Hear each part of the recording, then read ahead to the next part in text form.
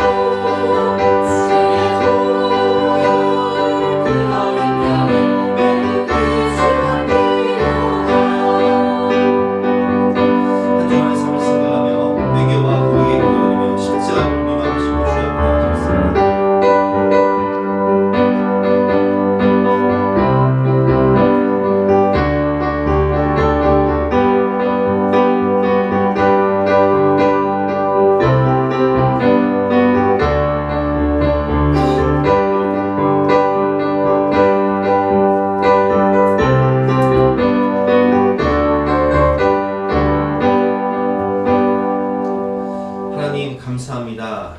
우리가 아직 죄인 되었을 때 아무것도 아닌 우리를 위하여 독생자를 내어주심으로 그 피값으로 그 생명값으로 우리가 구원받고 하나님 자녀가 되어 이렇게 하나님 전에 나와 신령과 진정으로 예배드릴 수 있는 특권과 은혜를 주시니 진심으로 감사합니다. 아멘. 오늘도 거룩한 보혈을 의지하여 하나님의 임재와 영광 앞에 나아갈 때 하나님께서 풍성한 은혜와 사랑으로 우리의 심령을 채워 주시옵소서. 아멘. 감사드리며 예수 그리스도 이름으로 기도드렸사옵나이다. 아멘. 영원하신 성령으로 말미암아 흠없는 자기를 하나님께 드린 그리스도의 피가 어찌 너의 양심을 죽은 행실에서 깨끗하게 하고 살아계신 하나님을 섬기게 하지 못하겠느냐. 그러므로 주 예수 그리스도 안에 있는 자에게는 결코 정죄함이 없느니라. 아멘. 사제를 확신하며 다같이 사도신경으로 우리의 신앙을 고백하시겠습니다. 나는 전능하신 아버지 하나님 천지의 창조주를 믿습니다. 나는 그의 위하신 아들 우리 주 예수 그리스도를 믿습니다. 그는 성령으로 잉태되어 동정녀 마리아에게서 나시고 본주 빌라도에게 고난을 받아 십자가에 못 박혀 죽으시고 장사님지 사흘 만에 죽은 자 가운데서 다시 살아나셨으니 하늘에 오시어 전능하신 아버지 하나님 우편에 앉아 계시다가 거기로부터 살아있는 자와 죽은 자를 심판하러 오십니다. 나는 성령을 믿으며 거룩한 공교회와 성도의 교제와 죄를 용서하는 것과 몸의 부활과 영생을 믿습니다. 아멘. 다 같이 앉으셔서 함께 기도하겠습니다.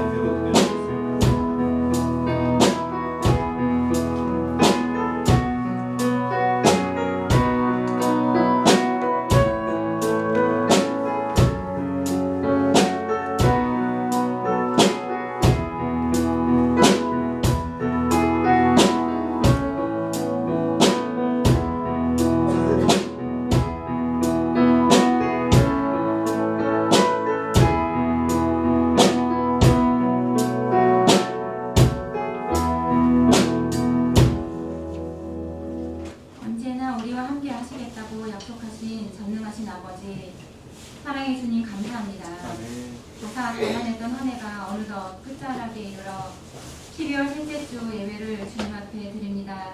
정말 이 시간 귀한 예배의 자리에 인도하여 주시고 불러주셔서 참으로 감사를 드립니다.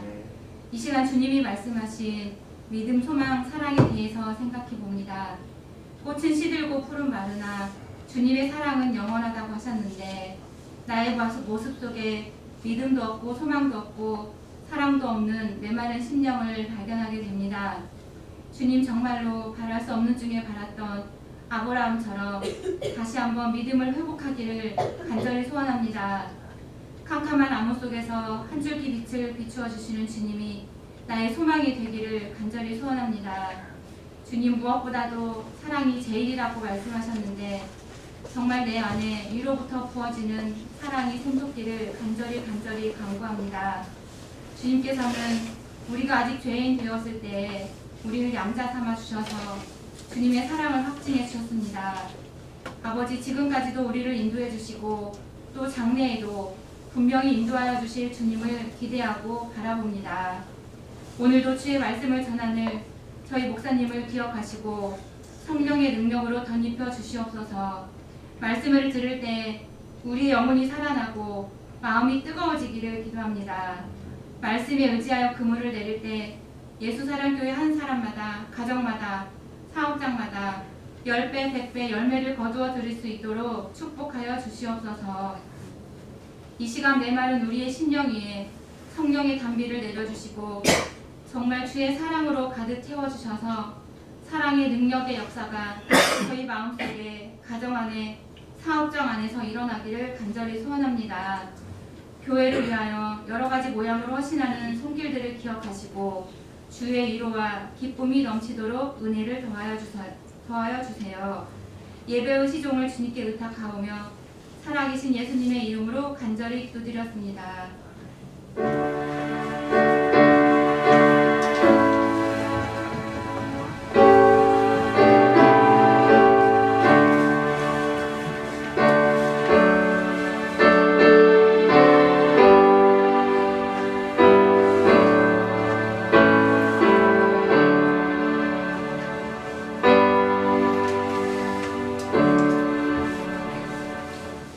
반갑습니다. 이렇게 추운 날씨임에도 불구하고 주님을 사랑하는 마음으로 주님의 오신 여러분을 주님의 이름으로 환영하고 축복합니다.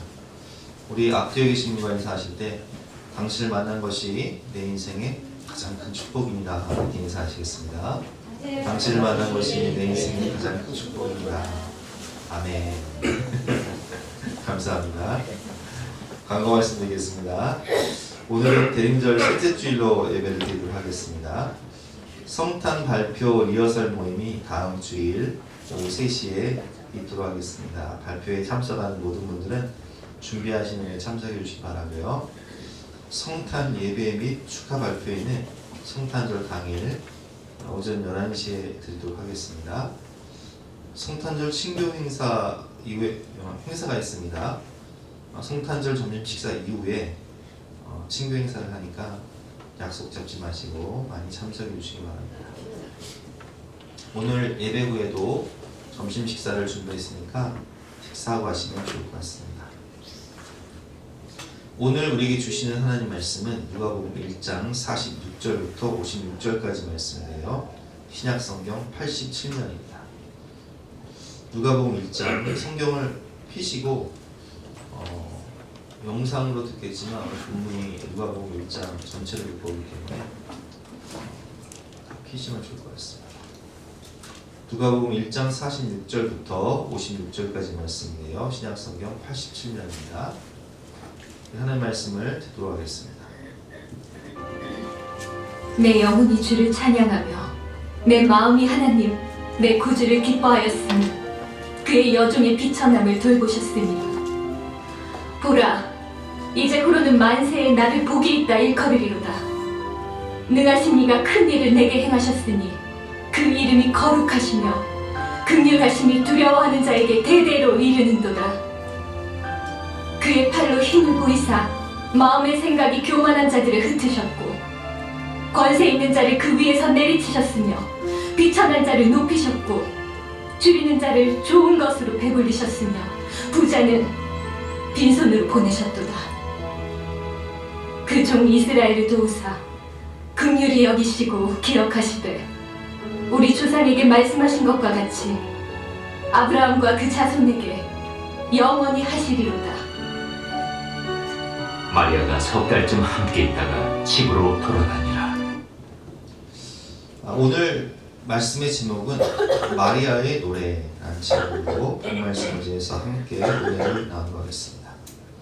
우리 민족은 참 노래를 좋아합니다. 그래서 어린아이부터 어른까지 노래방 가는 걸 좋아하고, 아이들은 힙합을 좋아하지만 어른들은 똥짝을 좋아하죠. 트로트를 좋아하는데, 저도 얼마 전에 우리 그 장모님하고 또 그 형제들, 이모님들이랑 같이 여행을 하면서 그분들이 뽕짝을 좋아하셔가지고 며칠 동안 이렇게 뽕짝만 들은 적이 있어요. 차에서 뽕짝을 틀어드렸는데 그 트로트가 굉장히 매력이 있더만요. 근데 우리 임씨 집안에도 영웅이 하나 나타나가지고 이명웅씨 티켓 끊으려면 난리래요. 저도 요즘 좋아하는 트로트가 있습니다.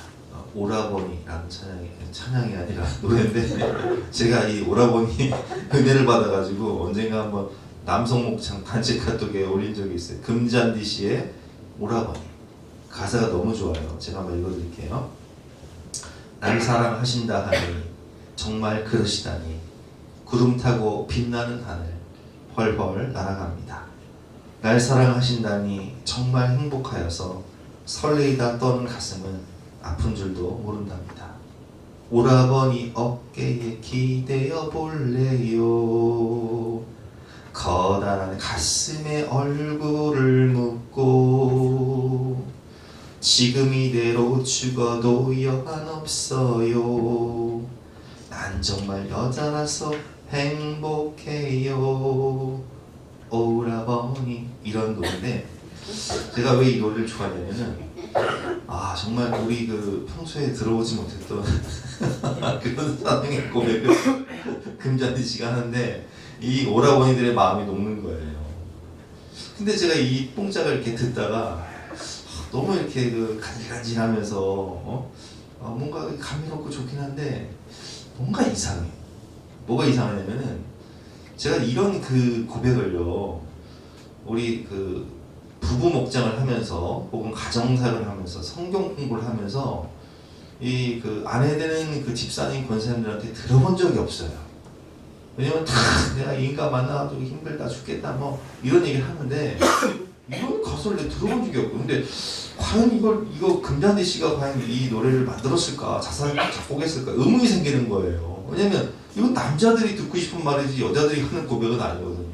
그래서 조사를 해봤어요. 조사해봤더니 이 오라버니라는 노래는 금잔디 씨가 작사 작곡한 게 아니라 1968년에 출생하신 추가열 씨가, 남자분이 작사 작곡하는 거예요. 한마디로 68년생이신 추가열 씨가 자기가 듣고 싶은 말만 평소에 듣고 싶은 말만 추려가지고 이 노래를 만들었다는 얘기예요. 참 씁쓸하더라고요. 어쩐지 이상하더라고요. 그렇습니다, 여러분. 우리가 이 노래를 들을 때 이 진실한 노래가 있어요. 진실한 노래. 정말 자기의 마음과 영혼을 담아서 정말 진정한 고백을 하는 그런 노래가 있고, 이 오라버니처럼 이제 돈 벌어먹기 위해서 금잔디 씨하고 추가열 씨가 돈 벌어먹기 위해서 단언적 고백이 아니라 이렇게 고백하는 노래 부르는 노래가 있는데, 오늘 본문에 나오는 이 마리아의 노래는 특징이 뭐냐면은, 마리아가 작사 작곡한 노래인데 자기의 영혼을 담아 자기의 온 마음을 담아서 하나님을 찬양한다는 거예요. 그것이 우리 본문에 46절과 47절로 나와 있습니다. 제가 읽어보겠습니다. 마리아가 이르되 내 영혼이 주를 찬양하며 내 마음이 하나님 내 구주를 기뻐하였으나. 보세요. 내 마음 다해, 내 영혼을 다해 간절한 마음으로, 진실한 마음으로 하나님을 찬양하고 있어요. 왜 마리아는 이렇게 영혼과 마음으로 간절히 하나님을 찬양하는 것일까요? 우리가 본문 말씀을 통해서 함께 그 이유를 배워보도록 하겠습니다. 첫 번째는 여종의 비천함을 돌보시는 하나님의 은혜를 체험했기 때문이에요. 오늘 본문 47절과 48절 말씀. 내 마음이 하나님 내 구주를 기뻐하였음은 그의 여종의 비천함을 돌보셨습니다. 보라, 이제 후로는 만세의 날을 복이 있다 일컬으리로다. 오늘 본문은 천사 가브리엘이 마리아에게 나타나서 아들을 낳으니 예수하라. 만왕의 왕, 만주의 주, 세상을 구원하실 예수님이 마리아에게서 태어날 것이다 라고 예언을 한 이후에 마리아가 엘리사벳, 친척 엘리사벳을 만나서 이렇게 하나님의 은혜를 찬양하는 그런 본문의 내용이에요. 비천한 나에게 하나님의 아들을 주시는데 이제부터는 만세에 모든 세상 사람들이 나를 복이 있다, 복된 여자다 이렇게 일컬으게 될 것이기 때문에 하나님을 찬양하고 있는 거예요. 오늘 본문 누가복음 1장을 보면 두 가지의 탄생 예고가 있습니다. 첫 번째는 세례 요한의 탄생 예고고요. 두 번째는 예수님의 탄생 예고예요.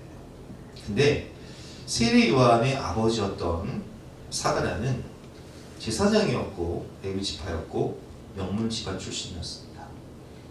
근데 이 사가랴에게 천사가 나타나서 이렇게 예언을 해요. 13절 말씀에 천사가 그에게 이르되 사가랴여 무서워하지 말라. 너의 간구함이 들린지라. 내 아내 엘리사벳이 내게 아들을 낳아주리니 그 이름을 요한이라 하라. 이름까지 지어주시죠. 사가랴가 천사에게 이르되 내가 이것을 어떻게 알리요? 내가 늙고 아내도 나이가 많으니이다. 아니 그냥 아멘으로 대답하면 좋은데 아니 내가 이걸 어떻게 알겠습니까? 나도 나이가 많고 아내가 나이가 많은데 임신을 못할 것 같은데 이런 그 부정적인 불신앙적인 얘기를 해요. 그래서 천사가 이르되 나는 하나님 앞에서 있는 가브리엘이다. 이 좋은 소식을 전하여 내게 말하라고 보내심을 받았노라. 보라, 이 일이 되는 날까지 내가 말 못하는 자가 되어 능히 말을 못하리니 이는 내가 내 말을 믿지 아니함이거니와 내가 이르면 내 말이 이루어지리라. 그래서 가브리엘이 기분이 너무 나빴어요. 너무 이렇게 부정적이고 너무 불신앙적인 말을 하니까 우리나라 말로 이렇게 얘기한 거예요. 야, 그 입 좀 다물어라. 너 좀 혼 좀 나야겠다.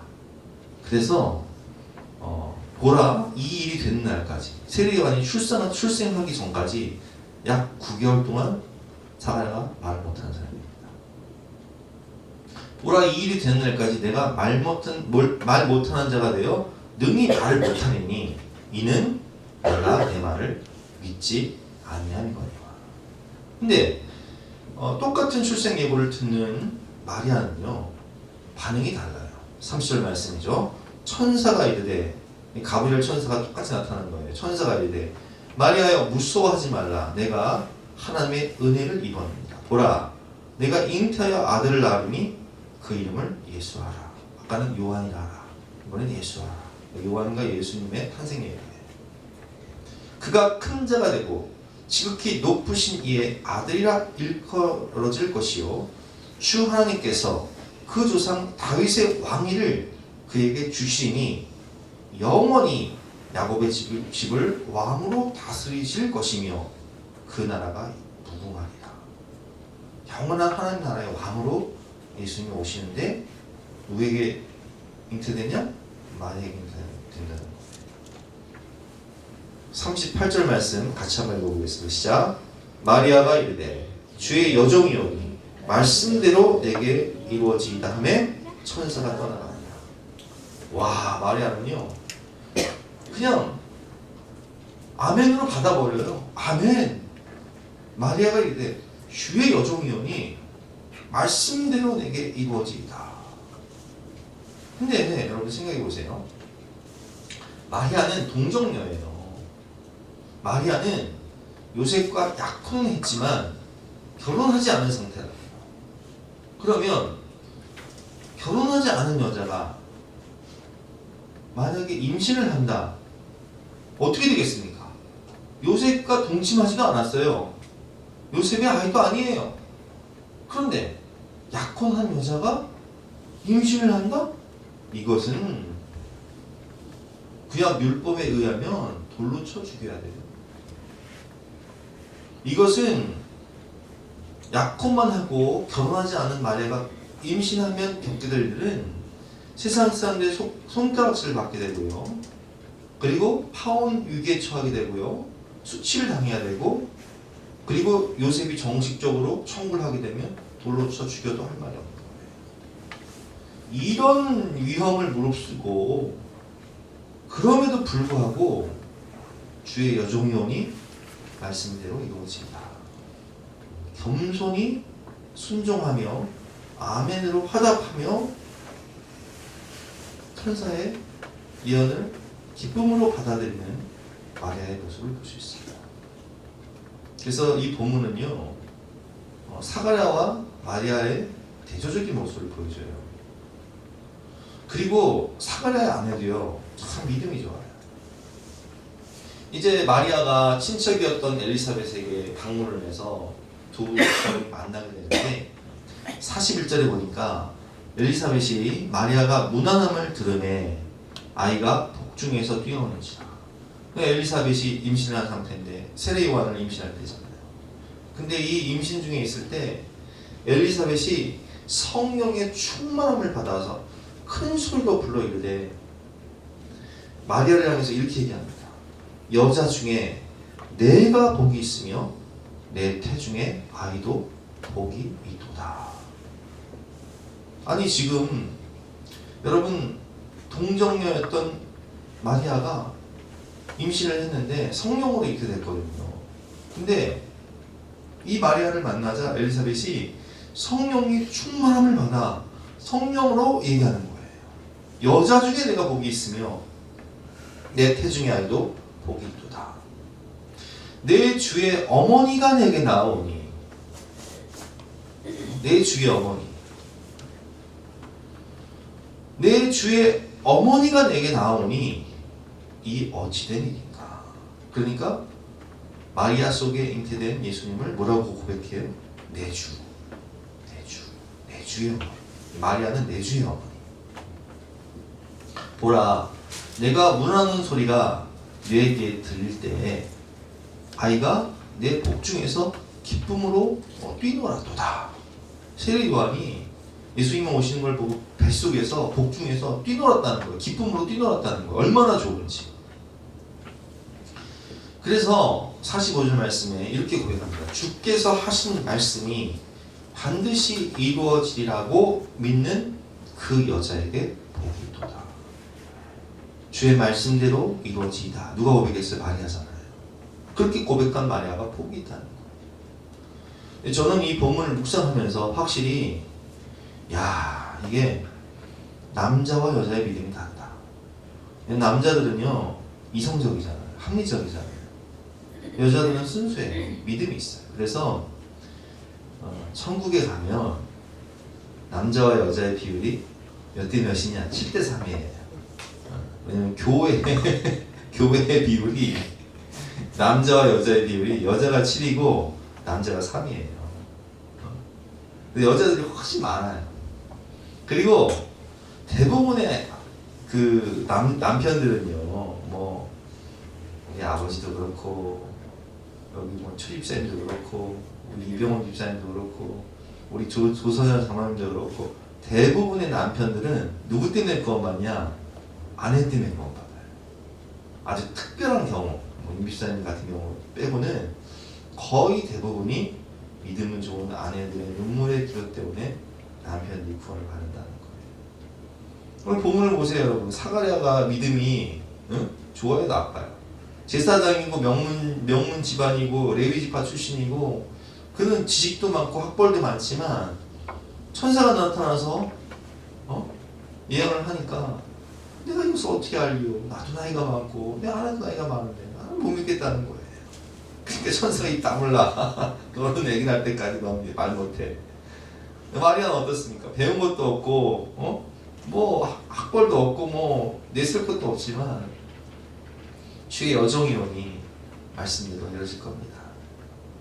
엘리사벳도 마찬가지죠. 성령을 따라 고백을 하고 마리아를 높이면서 내가 복이 있다. 역시 여자들이 믿음이 좋다는 거예요. 오늘 첫 번째 주제가 뭐였죠? 비천한 여종을 높이시는, 돌보시는 하나님. 그래서 하나님은 이렇게 비천한 여종을 돌보신다는 거예요. 마태복음 1장을 보면 예수의 족보가 나오는데 그 족보에 나오는 여인들의 이름이 있습니다. 제가 한번 읽어보겠습니다. 1절부터 아브라함과 다윗의 자손 예수 그리스도의 계보라. 3절 말씀에 유다는 다말에게서 베레스와 세를 받고. 다말이 누굽니까? 다말은 유다의 며느리였어요. 근데 아이가 없었어요. 그래서 유다에게 이제 계대 결혼이라고 해서 장자가 결혼을 했는데 아이를 못 낳으면 이제 둘째 아들이나 셋째 아들을 줘가지고 계속 이렇게 여인들이 아이를 낳을 수 있는 그런 유대의 문화인데 유다는 그렇게 하지 않았거든요. 둘째를 줬는데 죽으니까 셋째를 주지 않았단 말이에요. 그래서 아이를 낳기 위해서 다말은 변장을 하고 들어가서 유다와 동침을 하고 베레스와 세르를 낳죠. 어떻게 문화적으로 보면 정말 그 사실이 발각되어서 유다가 돌로 쳐 죽이려고 했는데 그게 자기 아이인 것을 알고 그렇게 하지 않잖아요. 어쨌든 참 비천한 여인이었어요. 그리고 5절 말씀에 살모는 라합에게서 보아스를 낳았다. 라합은 누구냐? 우리가 너무 잘 아는 이야기죠. 여리고성을 정탐할 때 두 정탐꾼이 라합의 집에 들어간단 말이에요. 왜냐면 그 집은 술집이었어요. 기생집이었단 말이에요. 그래서 거기서 만난 라합이 두 정탐꾼을 숨겨주고 그 두 정탐꾼에게 거래를 하죠. 우리 집에 들어온 사람들은 다 살려달라고. 그래서 믿음으로 라합은 정탐꾼을 숨겨주고 이제 여리고성이 정복되었을 때 살몬을 만나서 결혼을 합니다. 그리고 그 후손 중에 한 명이 이제 보아스예요. 그리고 보아스를 낳고 보아스는 모압 여인이요 과부였던 룻을 만나죠. 룻기 다 아시잖아요. 룻기의 주인공이 룻이에요. 그래서 이방 여인이었고 과부였던 이 룻을 만나서 룻이 재혼을 해서 만난 사람이 보아스예요. 그리고 6절 말씀에 보니까 이새는 다윗 왕을 낳으니라. 다윗은 우리아의 아내에게서 솔로몬을 낳고. 우리아의 아내가 누굽니까?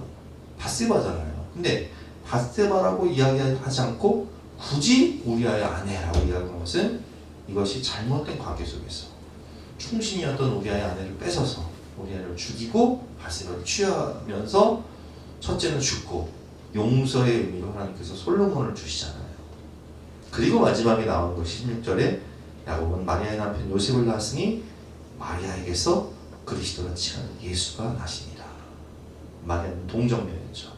어쨌든 예수님의 족보에 나오는 여자들의 이름은 다 비천한 여인이었어요.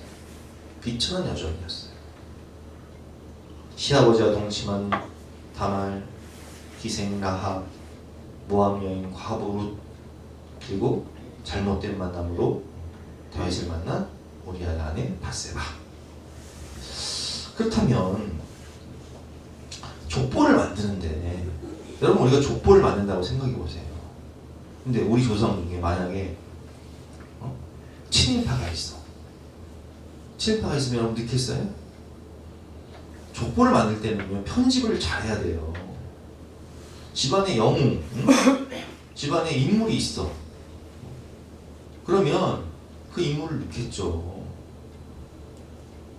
우리 집안에 임꺽정의 후예, 제가 임꺽정의 후예예요? 그러면 족보에 임꺽정이 들어가겠죠?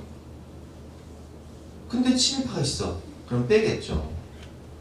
근데 예수님의 족보는 남자들의 이름만 들어가야 되는 건데 굳이 안 넣어도 될 비천한 여종들의 이름, 여자들의 이름을 하나님께서 일부러 넣게 하신 거예요. 일부러.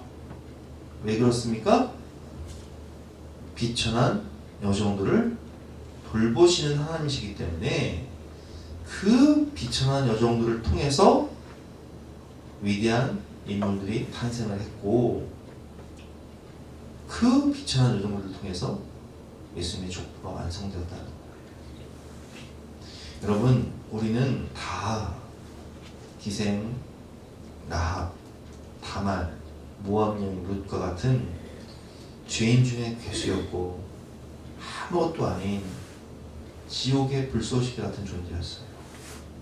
근데 비천한 나를 사마리아 여인 같은, 가늠하다 현장에서 붙잡힌 여인 같은, 삭개오 같은, 세리마테 같은 비천한 나를 돌보시고 나를 위해 십자가를 지신 주님의 그 은혜로, 그 공로로 우리는 구원을 받게 되었고, 그리고 우리는 하나님의 은혜로 오늘 예수님의 족보에 나온 여인들이 믿음의 후손들을 낳아 믿음의 명가에 오른 것처럼 하나님의 은혜로 믿음의 후손들을 낳게 되었다는 거예요. 저는 제가 이렇게 저 자신을 돌아볼 때 하나님이 저에게 이제 징견도 주시고 또 수혜도 주시고 사랑도 주셨잖아요. 그게 정말 하나님이 주신 너무나 귀한 선물이라고 생각해요. 주아야, 네 이름이 왜 주아인 줄 아니? 몰라요. 주님의 아이라는 뜻이야. 주님의 아이. 엄마 아빠가 기도로 목사님이 신방을 가서 엄마 아빠 신방을 가서 안수기도를 해주고 딸을 낳을 거니까 꼭 낳으시라고 해서 태어난 아이가 너란다. 그래서 이름을 줄 때 주님의 아이라는 뜻이라고. 이렇게 여러분 진아를 주시고 또 지원이를 주시고 또 화은이를 주시고 현지 은지를 주시고 원주 창의를 주시고 하나님이 우리에게 이렇게 귀한 믿음의 후손들을 선물로 주셨다는 거예요. 비천한 여정을 돌보사 믿음의 후손들을 주시고 믿음의 명문 가정을 이루게 하시고 나로 하여금 하나님의 가족으로 예수님의 족보, 천국의 생명책, 하나님의 권속이 되게 하신 하나님의 은혜, 얼마나 감사합니까? 좋으신 하나님, 우리의 기도에 응답해 주시고 한없는 축복을 주신 우리 하나님, 그 하나님을 우리 마음으로, 영혼으로 찬양하며 나가시겠습니다.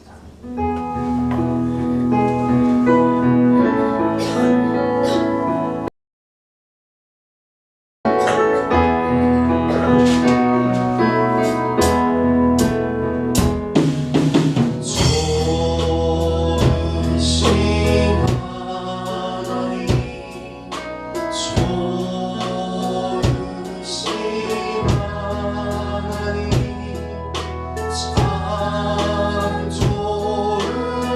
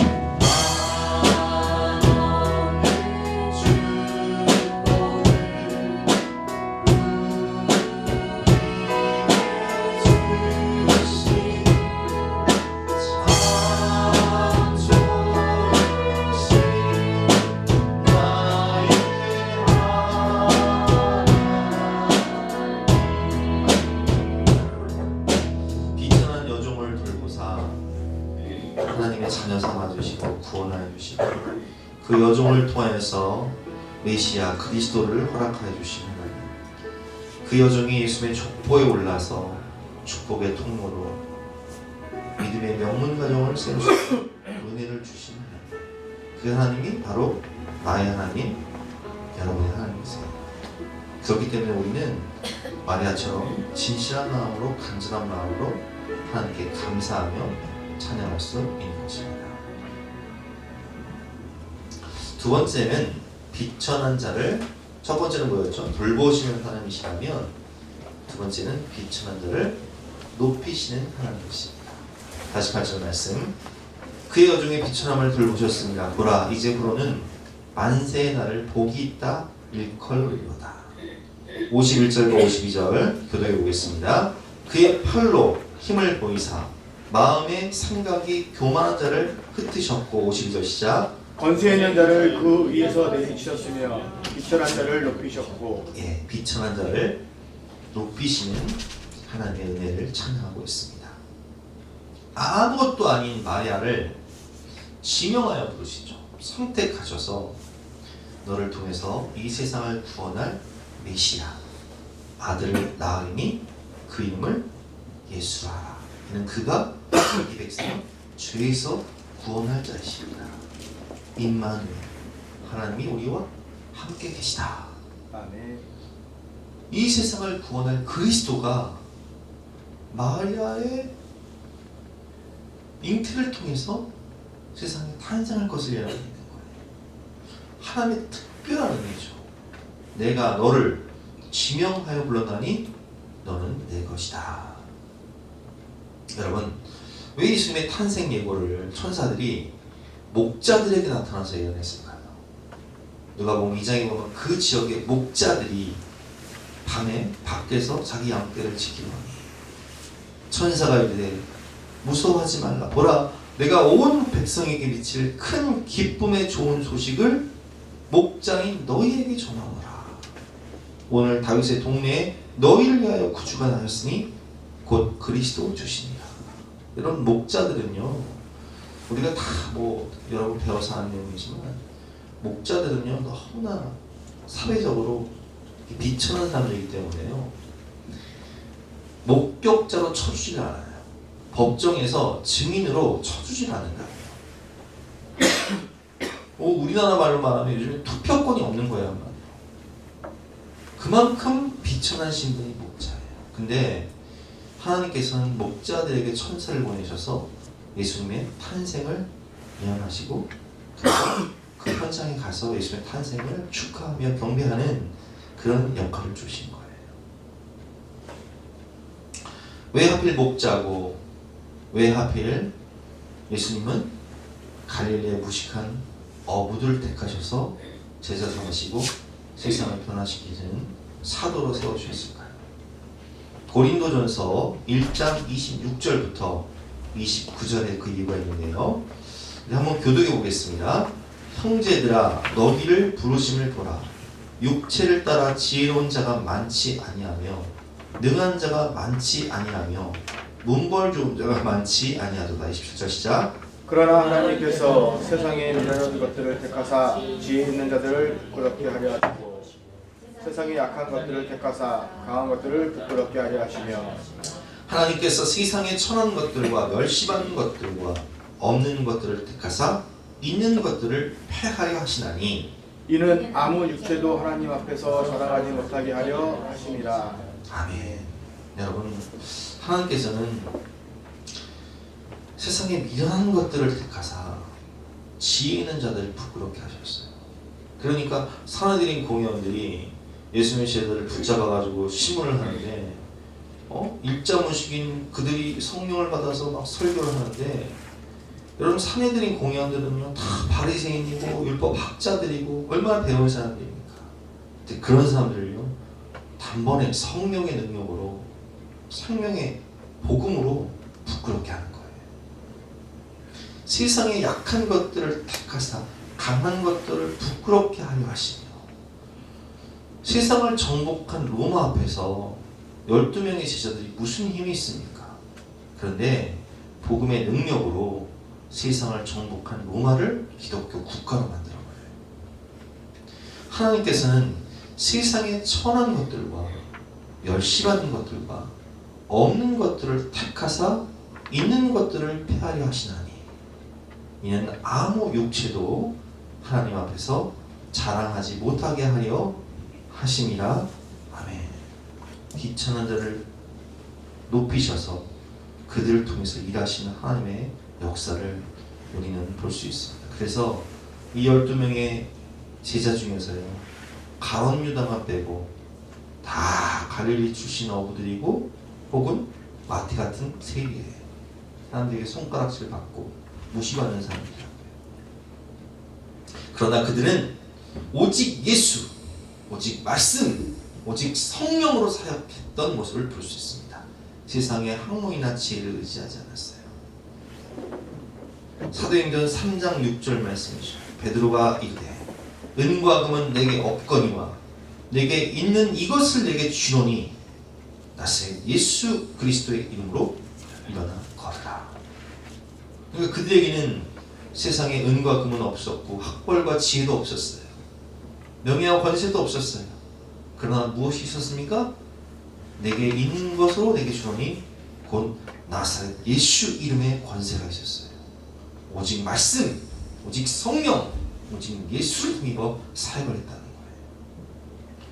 기독교 역사를 봐도요, 마찬가지였어요. 기독교 국가였던 유럽과 미국이 부흥의 시대가 저물고 교회가 관광지가 됐고 문을 닫는 이유가 무엇입니까?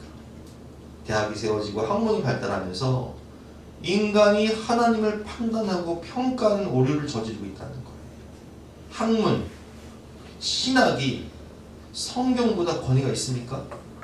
여러분, 지금 우리가 살고 있는 이 시대는요, 학문이 성경을 평가하지만 우리가 심판받아 하나님 앞에 서면요, 심판대 앞에서는 하나님이 성경대로 우리를 심판하시고 학문을 심판하세요. 무슨 얘기예요?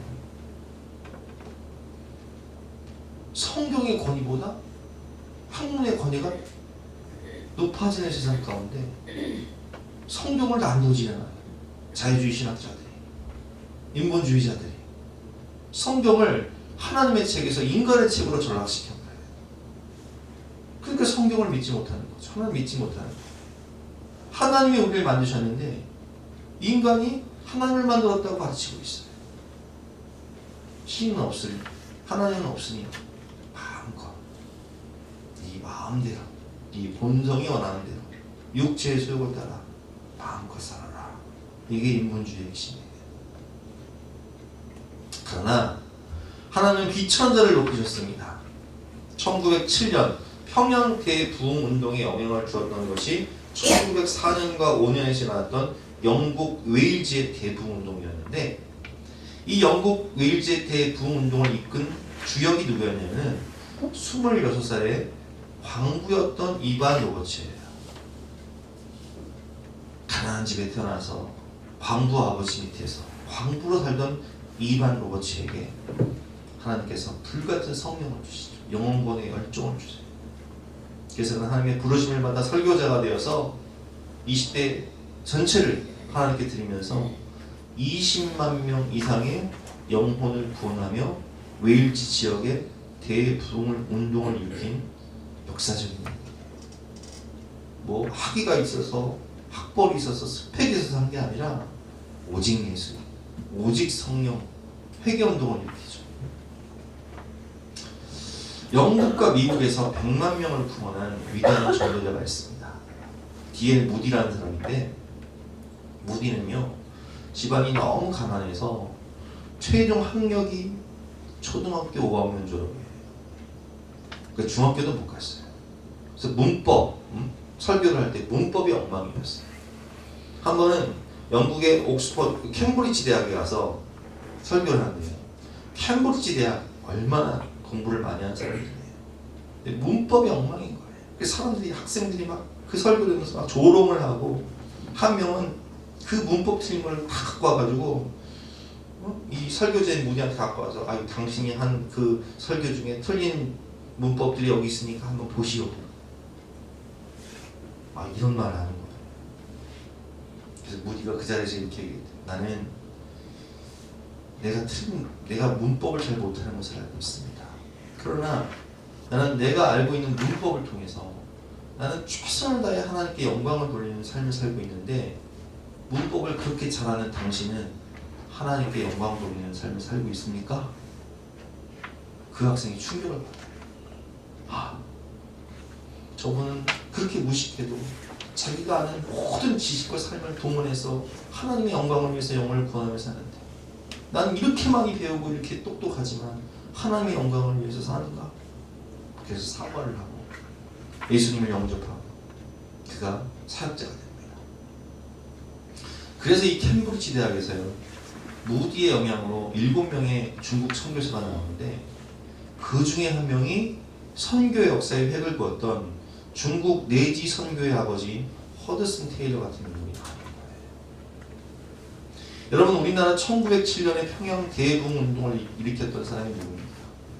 첫 번째는 하디 선교사인데 하디 선교사는 실패한 선교사예요. 원산의 선교사로 와서 사역에 실패했다고요. 근데 이 이반 로버츠의 설교를 듣고 그 은혜를 받아요. 그리고 자기의 모든 죄를 다 공개하고 회개하며 회개 운동을 일으키죠. 그 영향을 받은 사람이 바로 장대현 교회 길선주 장로님이에요. 길선주 장로님은 그의 목사님이 되는데 이분은 어떤 사람이냐면은 그가 회개할 때 어떤 내용을 회개하냐면은 나는 죄인입니다. 친구가 죽어가면서 가족들을 돌보라고 자기의 가족들을 돌보라고 맡긴 유산을 나는 착복했습니다. 나는 그런 죄인 중에 괴수가 된다. 이렇게 고백을 합니다. 여러분, 그런 사람이 회개해서요 정말 평양 대붕 운동을 일으킨 위대한 주의종이 되는 거예요. 여러분, 하나님은요 이렇게 비천한 자를 보십니다. 우리가 아까 성경을 읽었지만 하나님은 세상에 이런 것들을 택하사 지혜 있는 자들을 부끄럽게 하려 하시며 세상에 약한 것들을 택하사 강한 것들을 부끄럽게 하려 하시며 세상에 천한 것들과 멸시받는 것들과 없는 것들을 택하사 있는 것들을 폐하려 하시나. 이는 아무 육체도 하나님 앞에서 자랑하지 못하게 하려 하심이니라. 아멘. 여러분, 하나님께서 왜 아무것도 아니었던 다윗을 왕으로 세워주시고 높여주셨을까요? 제가 아까 말씀드렸죠. 목동은요 그 당시에 증인으로도 못 세우는 사람이에요. 인권, 권리가 없어요. 그만큼 사회적으로 비천한 자였어요. 그러나 다윗에게는 무엇이 있었습니까? 하나님만 의지하는 믿음, 하나님만 높이는 믿음이 있었어요. 그가 골리앗과 싸우러 나갈 때 이렇게 고백합니다. 다윗이 블레셋 사람에게 이르되 너는 칼과 창과 단창으로 내게 나아오거니와 나는 만군의 여호와의 이름 곧 내가 모욕하는 이스라엘 군대의 하나님의 이름으로 내게 나아가노라. 47절 말씀이죠. 또 여호와의 구원하심이 칼과 창이 있지 아니함을 이 무리에게 알게 하리라. 전쟁은 여호와께 속한 것인즉 그가 너희를 우리 손에 넘기시리라. 당시의 사람들은요 칼, 창, 단창, 마병, 말 그 숫자가 얼마냐, 재산이 얼마고 학벌이 어떻게 되냐, 집안이 어떤 집안이냐, 이런 세상적인 것을 보았다면요 다윗은 그렇게 하지 않았어요. 나는 너희가 모욕하는 만군의 여호와의 이름으로 너희에게 나아가노라. 전쟁은 하나님께 속한 것이다. 하나님이 나에게 승리를 주실 것이다. 하나님만 의지하고 하나님만 높이는 이 다윗의 고백을 하나님이 들으시고 깜짝 놀라시는 거예요. 왜냐면 세상이 다 하나님을 무시하는데 하나님이 없는 것처럼 살아갔는데 다윗만 깨어서 하나님을 높이며 하나님을 의지하니까 하나님이 바로 너다. 네가 왕이 되어야 된다. 너 같은 사람이 하나님의 능력이 좋은 게 되어야 된다. 대리자가 되어라 하면서 왕으로 세워주시는 거예요. 여러분, 세상에 아무것도 내세울 것이 없고 그 누구도 의지할 것이 없으니 다윗은 오직 하나님만 의지하고 하나님만 높이며 살아가는 것입니다. 야고보서 4장 6절 말씀, 그러나 더욱 큰 은혜를 주시나니 그러므로 일렀을 때 하나님이 교만한 자를 물리치시고 겸손한 자에게 은혜를 주신다 하였느니라. 세상은 하나님 없는 것처럼 살아가지만 하나님을 의지하고 하나님만 높이며 살아가는 겸손한 자들에게 하나님은 은혜를 주시고 그런 사람을 이 시대에 사용하시는 거예요. 빌립보서 2장 5절 말씀입니다. 너희 안에 이 마음을 품으라. 곧 그리스도 예수의 마음.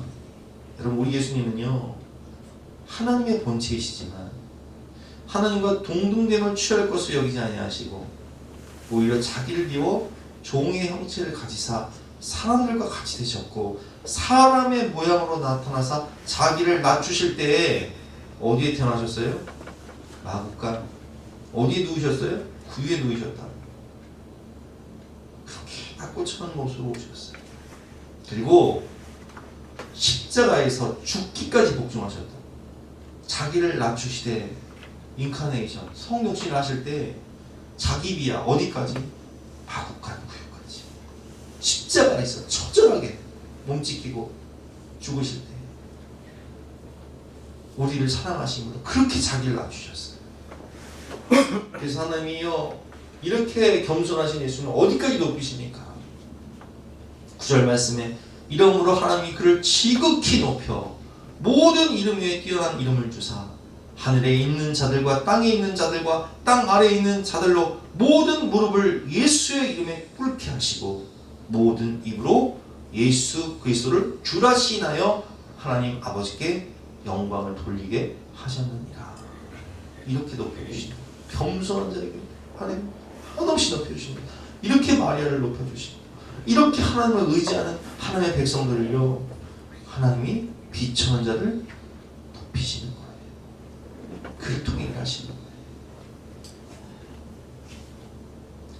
비천한 자를 높이시고 겸손한 자에게 은혜를 베풀어 주신 하나님, 내가 아무것도 아닌 죄인들 세상에서 방황하며 지옥문을 향해 달려가는 아무것도 아닌 죄인일 때 날 사랑하셔서 오늘 마리아를 선택하신 것처럼 내가 너를 지명하여 불렀느니 너는 내 것이다.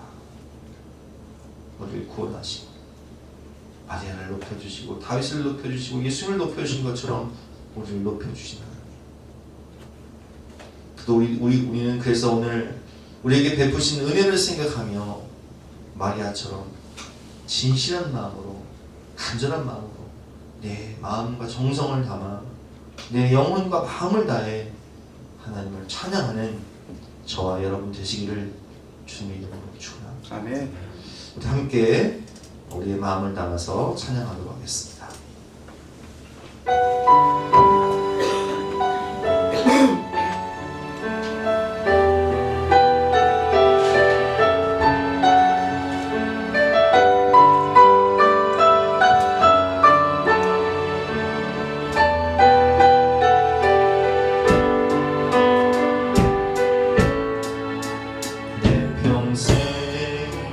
살아온 길 뒤돌아보니